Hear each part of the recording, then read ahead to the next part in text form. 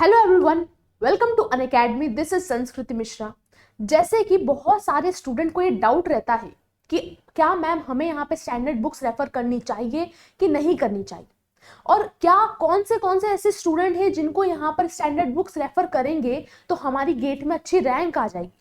पहली चीज आपको ये बहुत इंपॉर्टेंट तरीके से समझना है कि क्या आपके पास टाइम है, क्या आपके पास अभी टाइम है स्टैंडर्ड बुक्स पढ़ने की। अगर ये बात कोई मुझे 4th ईयर वाला स्टूडेंट पूछेगा, या फिर मैं बात करूंगी वो स्टूडेंट पूछेगा जिसने अभी ड्रॉप लिया है, तो मैं उसे बोलूंगी नहीं, अभी आपके पास टाइम नहीं है स्टैंडर्ड बुक्स पढ़ने की। लेकिन अगर मैं बात करती हूँ 1st ईयर वाले स्टूडेंट, 2nd ईयर वाले स्टूडेंट, या फिर 3rd ईयर वाले स्टूडेंट जितने भी हैं, उनके लिए स्टैंडर्ड बुक्स एक तरीके से उनके लिए बहुत बड़ी एक रिक्वायरमेंट है जो हर एक स्टूडेंट को फुलफिल करनी पड़ेगी।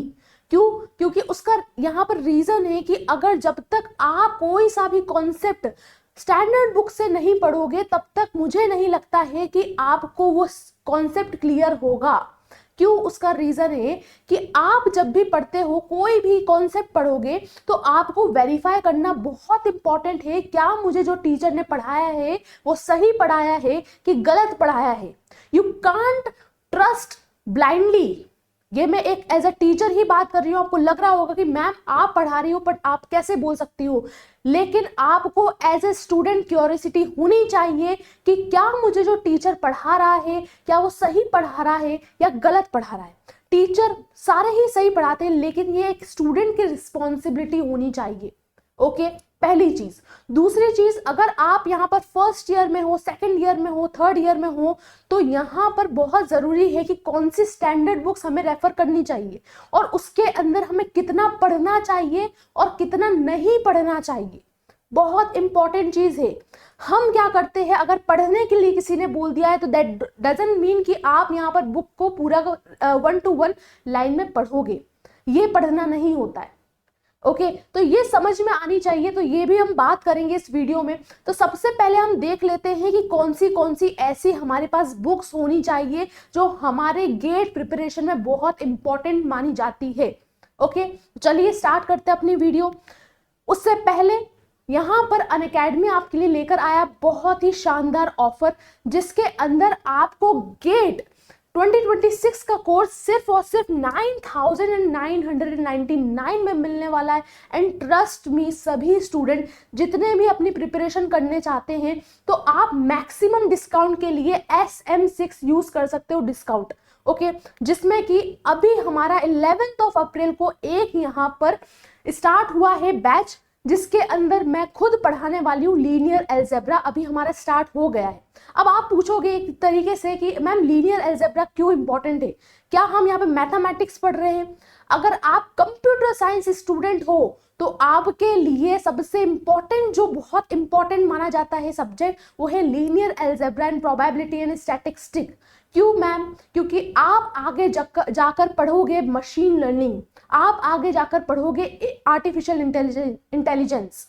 आई नो कि बहुत सारे स्टूडेंट ये बोलेंगे कि मैम अभी तक तो हम यहाँ पर लीनियर अलजेब्रा नॉर्मली क्वेश्चन आता था उसको सॉल्व कर देते थे, लेकिन इस बैच में मैं जिस तरीके से पढ़ा रही हूँ, आई गारंटी यू कि उसके बाद कोई भी इंटरव्यू होगा IIT का, या फिर आपके कोई से भी इंटरव्यू मशीन लर्निंग का या फिर आर्टिफिशियल इंटेलिजेंस का होगा, उसके अंदर अगर लीनियर अलजेब्रा से कोई सा भी क्वेश्चन आ गया तो आप आराम से उसे बता सकते हो। तो इसीलिए अगर आप इनरोलमेंट चाहते हो तो आप इनरोल कर सकते हो, मेरा कोड यूज कर सकते हो SM6, जिससे कि आपको डिस्काउंट मिलेगा मैक्सिमम। ओके, तो चलिए हम अपनी स्टार्ट करते हैं। उसके पहले यहाँ पर देखिए हमारे पास CS में कितने सब्जेक्ट हैं, पहले हम ये देखते हैं। अगर मैं बात करूंगी सब्जेक्ट वाइज, तो पहला हमारा एल्गोरिदम होता है। दूसरे की बात करेंगे तो C programming and data structure है, थ्योरी एंड कंप्यूटेशन है, कंप्यूटर ऑर्गेनाइजेशन एंड आर्किटेक्चर है, कंप्यूटर नेटवर्क है, डेटाबेस मैनेजमेंट सिस्टम है, डिजिटल लॉजिक है, कंपाइलर डिजाइन है, ऑपरेटिंग सिस्टम है, या फिर इसके बाद अगर मैं बात करूंगी ऑपरेटिंग सिस्टम भी बोल सकते हो, और मैथ्स भी है। ओके, और मैथ्स के बाद हमारा आता है एप्टीट्यूड भी। ओके, तो पहली चीज आपको ये समझना है कि हमारे पास सब्जेक्ट कितने हैं, और अगर आपके पास सफिशिएंट टाइम है तो आप आराम से अपनी तैयारी बेटर से बेस्ट बना सकते हो। ओके, तो पहली चीज, पहले हम बुक देखते हैं जो कि एल्गोरिदम की मानी जाती है, जो कि मैं बात करती हूँ थॉमस एच कॉरमैन। ओके, ये बहुत ही शानदार बुक है। क्यों मैं बोल रही हूँ, क्योंकि जितने भी बिगनर्स हैं उनके लिए लैंग्वेज बहुत इंपॉर्टेंट रहती है। आप कोई सी भी बुक पढ़ रहे हो तभी इंटरेस्टिंग हो सकती है जब अगर आप बेसिक से पढ़ो। ओके, एडवांस बुक्स भी बहुत सारी है, लेकिन मैं जो लेकर आई हूँ जितनी भी बुक्स, अगर आप बिगनर हो तो आपके लिए बहुत बहुत इंपॉर्टेंट है। जैसे हम बोलते हैं कोरमैन, जिसके बात करेंगे तो आपके अंदर बहुत अच्छे से उन्होंने एल्गोरिदम बताया गया है, इसके साथ में डेटा स्ट्रक्चर के भी कॉन्सेप्ट बताए गए हैं। अब इसमें देखोगे तो मैं लेकर आई हूं बेसिक कॉन्सेप्ट क्लैरिटी। यहां पर इस बुक के अंदर बेसिक कॉन्सेप्ट तरीके से बताया गया है, आप बहुत अच्छे से इसको पढ़ सकते हो।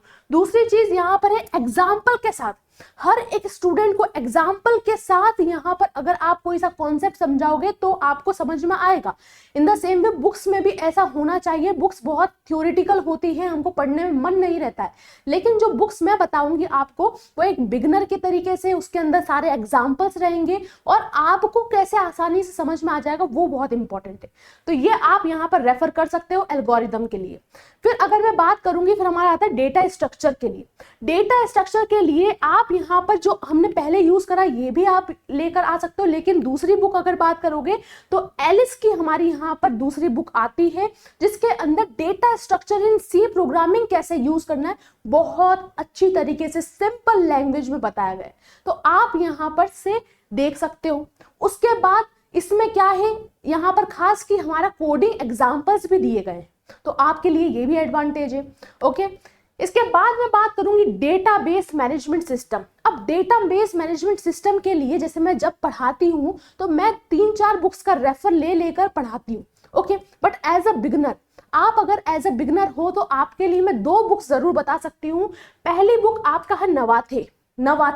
ओके, कुछ कॉन्सेप्ट नवाथे में बहुत अच्छे से दिए गए हैं, कुछ यहाँ पे कोर्थ में बहुत अच्छे से गए। ओके, हेनरी कोर्थ की जो बुक आती है, हेनरी कोर्थ में कुछ कॉन्सेप्ट बहुत अच्छे से दिए गए हैं। ओके, तो आप ये 2 बुक्स का रेफर कर सकते हो जो आपको सही लगे, बट मेरे हिसाब से अगर एज अ बिगनर हो तो आपको यहाँ पर कोर्थ स्टार्ट करनी चाहिए पहले। ओके, फिर अगर मैं बात करूंगी, अगर आप कंप्यूटर नेटवर्क की बात कर रहे हो तो सबसे बेसिक और सबसे बिगनर की अगर मैं बात करूंगी तो सबसे बेस्ट मानी जाती है एंड्रयू एस की यहाँ पर कंप्यूटर नेटवर्क की भी आती है, और इसी के साथ में यहाँ पे थ्योरी ऑफ कंप्यूटेशन की भी आपको एंड्रयू एस से ही पढ़ना है। ओके, ये बिगनर्स के लिए रहती है, जितने भी बिगनर्स हैं उनके लिए। उसके साथ में आपको प्रैक्टिकल एग्जाम्पल भी दिया जाता है, जिससे आपको यहाँ पे ड्रामा इवन यहाँ पर डायग्राम के साथ समझाया जाता है, जिससे कि आपको अच्छे से समझ में आए। ओके, चलिए फिर अगर मैं बात करूंगी तो डिजिटल लॉजिक में हमारा आता है मॉरिस मैनो की बुक। कौन सी? मॉरिस मैनो की बुक। ये आपको बहुत ही सिंप्लीफाई वे में पढ़ाया जाएगा। इवन मॉरिस मैनो की बुक और भी हम उसमें पढ़ते हैं, जैसे डीबीएमएस में भी हम मॉरिस मैनो पढ़ते हैं। ओके, तो यहाँ पर ध्यान दीजिएगा। फिर हम बात करेंगे बेसिक कॉन्सेप्ट क्लैरिटी रहती है, और गिवन एग्जाम्पल के साथ में आपको पढ़ाया जाता है। फिर हम कंपाइलर डिजाइन की बात करेंगे तो कंपाइलर डिजाइन आप देख सकते हो अल्फ्रेड वी एहो की यहाँ पर आती है। अल्फ्रेड वी, उनकी बहुत अच्छी कंपाइलर डिजाइन की रहती है। अब बात आती है क्या मैम सबके लिए हमें यहाँ पर बुक्स, स्टैंडर्ड बुक्स की जरूरत है? ये उन लिए जो यहाँ पर ज्यादा अगर क्लैरिटी चाहते हैं अपने आपके कॉन्सेप्ट को लेकर, तो आपके लिए बुक्स बहुत सही है, आप पढ़िए। पढ़ना हमेशा इंपॉर्टेंट है, लेकिन आपको ये भी ध्यान में रखना है कि मैं प्रिपरेशन कर रहा हूं या कर रही हूं अपने गेट एग्जाम के लिए, तो मुझे उस पर्सपेक्टिव के लिए पढ़ना है, मुझे उस थॉट के लिए पढ़ना है। ये नहीं कि आपको पढ़ने में मजा आ रहा है तो आप पढ़ते ही जा रहे हो, अदर देन कि आप यहाँ पर ये नहीं सोच रहे हो कि मेरी एग्जाम है, मुझे उसके लिए प्रिपेयर करना है। दिमाग में ये फिट होनी चाहिए बात। ओके, अब अगर मैं बात करूंगी कंप्यूटर ऑर्गेनाइजेशन की, तो आपकी एक आती है हार्मेचर।